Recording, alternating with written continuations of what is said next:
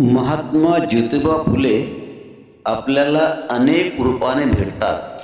शेतकऱ्यांच्या प्रश्नाला, त्यांच्या समस्यांना सर्वप्रथम वाचा फोडणारे विचारवंत, जाती व्यवस्थेविरुद्ध विविध मार्गांनी बंड उभारणारे समाज सुधारक, वंचित घटकासाठी व मुलीसाठी पहिली शाळा काढून ती चालवणारे शिक्षक, पीडित महिलासाठी आणि त्यांच्या मुलासाठी काम करणारे सेवाभावी समाजसेवक, सत्यशोधक, समाजाची स्थापना करून समता, मानवता व विज्ञानवादाचा प्रचार करणारे कुशल संघटक, एकूणच आपल्या देशाच्या जडणघडणीत महात्मा फुलेंचा मोलाचा वाटा आहे.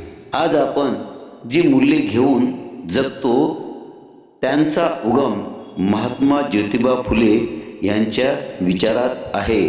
महात्मा ज्योतिबा फुले यांचा मृत्यू 28 नोव्हेंबर 1890 रोजी पुणे, महाराष्ट्र येथे झाला. मृत्यूसमयी त्यांचे वय 63 वर्षाचे होते.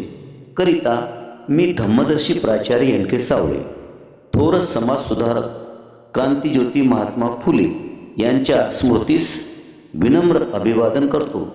जय भीम, जय क्रांतिज्योती, जय संविधान.